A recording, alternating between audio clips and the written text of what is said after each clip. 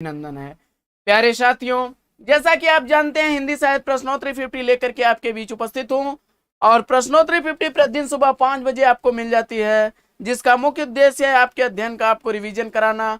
और अगर आप नियमित प्रश्नोत्तरी 50 का अवलोकन करते हैं तो मुझे आशा ही नहीं पूर्ण विश्वास है कि आप इसकी सीरीज से अगर जुड़ करके एक बार इसका अवलोकन करना प्रारंभ कर देंगे तो 1 महीने के अंदर में ही आपके अंदर काफी सुधारात्मक स्थिति होगी और आपकी तैयारी पहले से काफी बेहतर हो चुकी होगी। तो साथियों, एक बार इससे जुड़ करके देखिए, मैं पूरे दावे के साथ कहता हूं कि आपके अंदर काफी परिवर्तन महसूस होने लगेगा।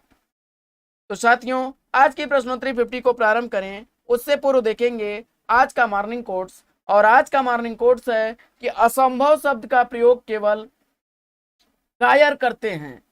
बहादुर और बुद्धिमान व्यक्ति तो अपने लिए मार्ग स्वयं बनाते हैं, परिस्थितियां कितनी भी प्रतिकूल हों और वह अपने लिए उसे अनुकूल बना लेते हैं। और जैसा कि मैं कई बार रिपीट कर चुका हूं कि उस नाविक की धैर्य कुशलता क्या जब धाराएं प्रतिकूल न हो, और उस पथ की पथिक कुशलता क्या जिस पथ में बिखरे सूल न हो। तो साथियों, इसी मॉर्निंग कोट्स के साथ प्रारंभ करेंगे प्रश्नोत्तरी 50। लेकिन पहला प्रश्न आप तक पहुंचे उससे पूर्व अगर वीडियो को पहली बार देख रहे हैं अथवा चैनल पर नए हैं तो कृपया चैनल को सब्सक्राइब कर लें और बगल में बने हुए बेल आइकन से ऑल बटन को भी प्रेस करें, जिससे कि आने वाले नए वीडियो नोटिफिकेशन आपको सबसे पहले मिल सके। तो बिना समय गंवाए प्रारंभ करेंगे पाठचर्या और देखेंगे आज की पाठचर्या का पहला प्रश्न। पहला प्रश्न है कि सुलोचना निबंध संकलन के रचनाकार कौन हैं। तो सुलोचना निबंध संकलन लिखा गया है भारतेंदु हरिश्चंद्र जी द्वारा। और बढ़ते हैं प्रश्न संख्या 2 की तरफ। प्रश्न संख्या 2 है बड़ा ही चर्चित और कई बार रिपीटेड प्रश्न है कि जन्मेजय का नाग यज्ञ नाटक का प्रकाशन काल क्या है। तो जन्मेजय का नाग यज्ञ जयशंकर प्रसाद द्वारा लिखा गया यह नाटक 1926 ईस्वी का प्रकाशित नाटक है। प्रश्न संख्या 3 है कि कौन तू फुलवा बीनन हारी निबंध के लेखक कौन है। और आपने उत्तर बताया विद्यानिवास मिश्र, तो बिल्कुल सही उत्तर है इसका। अगला प्रश्न है कि कृष्णचंद्र और सुमन प्रेमचंद्र के किस उपन्यास के पात्र हैं। तो मुंशी प्रेमचंद द्वारा लिखा गया सेवा सदन जो उपन्यास है इसके पात्र हैं कृष्णचंद्र और सुमन। इसका प्रकाशन काल 1918 ईस्वी है। प्रश्न संख्या 5 है कि बेकन के निबंधों का अनुवाद बेकन विचार रत्नावली नाम से किसने किया। तो बेकन के निबंधों का अनुवाद बेकन विचार रत्नावली नाम से करने वाले हैं महावीर प्रसाद त्रिवेदी जी। अगला प्रश्न है कि नेपथ्य राग नाटक के नाटककार कौन है। तो नेपथ्य राग नाटक मीराकांत द्वारा लिखा गया स्त्री समस्या पर आधारित नाटक है, जिसका प्रकाशन काल 2004 ईस्वी है। अगला प्रश्न है कि यथार्थवाद और छायावाद निबंध के रचयिता कौन है। यथार्थवाद और छायावाद निबंध लिखा गया है जयशंकर प्रसाद जी द्वारा। अगला प्रश्न संख्या 8 है कि चरवाहे एकांकी के एकांकीकार कौन है। तो चरवाहे एकांकी के एकांकीकार उपेंद्र नाथ हस्क जी हैं। अगला प्रश्न है कि युगे युगे क्रांति और टूटते परिवेश इन दोनों नाटकों के नाटककार कौन हैं। तो युगे युगे क्रांति और टूटते परिवेश दोनों ही नाटकों के नाटककार विष्णु प्रभाकर जी हैं, जिसमें युगे युगे क्रांति का प्रकाशन काल है 1969 ईस्वी और टूटते परिवेश का 1974 ईस्वी। अगला प्रश्न है कि यौवन के द्वार पर आत्मकथा के रचनाकार कौन है। तो यौवन के द्वार पर आत्मकथा लिखी गई है देवराज उपाध्याय द्वारा। अगला प्रश्न, छवि के बंधन काव्य संग्रह के रचनाकार कौन है। छवि के बंधन काव्य संग्रह लिखा गया है भारत भूषण अग्रवाल द्वारा। अगला प्रश्न है कि नेताजी सुभाष चंद्र बोस द्वारा लिखित अपनी आत्मकथा का नाम क्या है। उन्होंने जो आत्मकथा लिखी है उसका नाम है तरुण के स्वप्न। अगला प्रश्न है कि गुलबहार कहानी के लेखक कौन है। तो गुलबहार कहानी लिखी गई है किशोरी लाल गोस्वामी द्वारा। 1902 ईस्वी इसका प्रकाशन काल है। अगला प्रश्न है कि लक्षण ग्रंथ कविकुल कल्पतरु के रचयिता कौन है। तो लक्षण ग्रंथ कविकुल कल्पतरु के रचनाकार आचार्य चिंतामणि हैं। अगला प्रश्न है कि एक टोकरी भर मिट्टी कहानी के लेखक कौन है। तो एक टोकरी भर मिट्टी कहानी माधवराव स्प्रे द्वारा लिखी गई कहानी है। 1901 ईस्वी इसका प्रकाशन काल है। अगला प्रश्न है कि माटी हो गई सोना निबंध के लेखक कौन है? तो माटी हो गई सोना निबंध या कन्हैया लाल मिश्र द्वारा लिखा गया निबंध है और 1959 ईस्वी इस निबंध का प्रकाशन काल है। अगला प्रश्न है कि अंत हाजिर हो किस महिला नाट्यकार की रचना है? अंत हाजिर हो यह मीरा कांत की रचना है।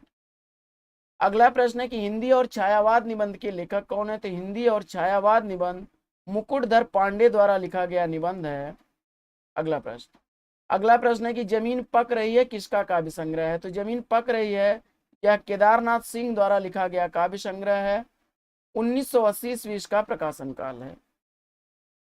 अगला प्रश्न है कि जख्म पर धूल काव्य संग्रह के रचनाकार कौन है? तो जख्म पर धूल काव्य संग्रह मलयज द्वारा लिखा गया काव्य संग्रह है।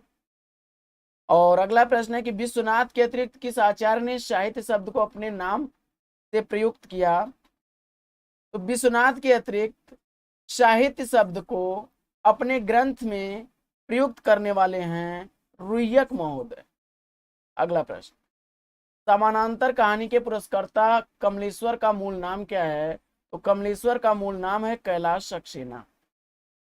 अगला प्रश्न है कि त्रिलोचन वासुदेव सिंह का पहला काव्य संग्रह कब प्रकाशित हुआ? तो त्रिलोचन का पहला काव्य संग्रह धरती 1945 ईस्वी में प्रकाशित हुआ। और अगला प्रश्न है कि साहित्य मनुष्य के अंतर का उच्छलित आनंद है जो उसके अंतर में अटाए नहीं हट सका, यह कथन किसका है? तो जवाब हो जाएगा आचार्य हजारी प्रसाद त्रिवेदी जी का। अगला प्रश्न है कि विरेचन सिद्धांत के प्रतिपादक आचार्य कौन है? तो जवाब हो जाएगा अरस्तु महोदय। और अगला प्रश्न है कि छायावाद और उत्तर छायावाद के बीच कुछ वैसा ही संबंध दिखता है जैसा मध्यकाल में भक्ति काव्य और रीत काव्य के बीच में था, यह कथन किसका है? तो जवाब हो जाएगा राम स्वरूप चतुर्वेदी जी का।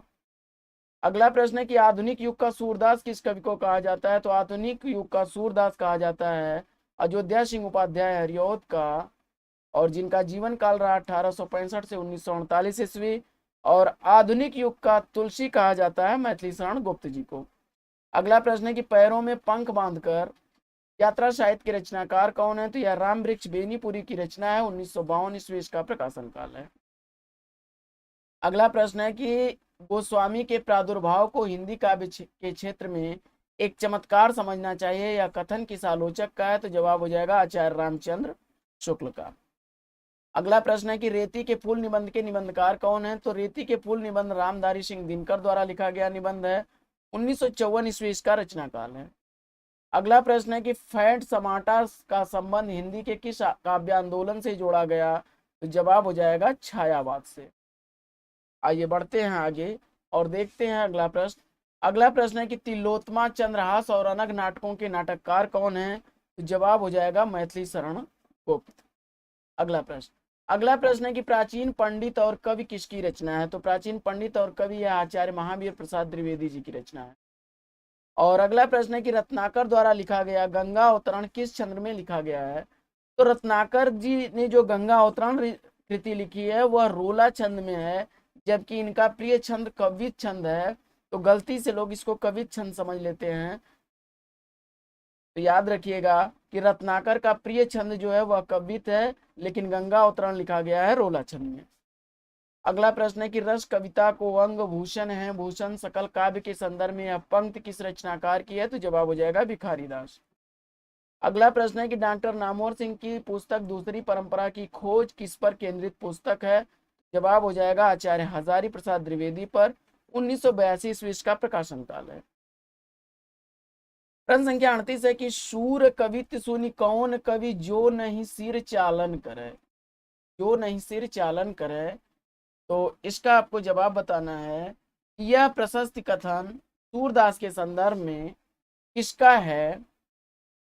तो जवाब इसका हो जाएगा नाभादास का।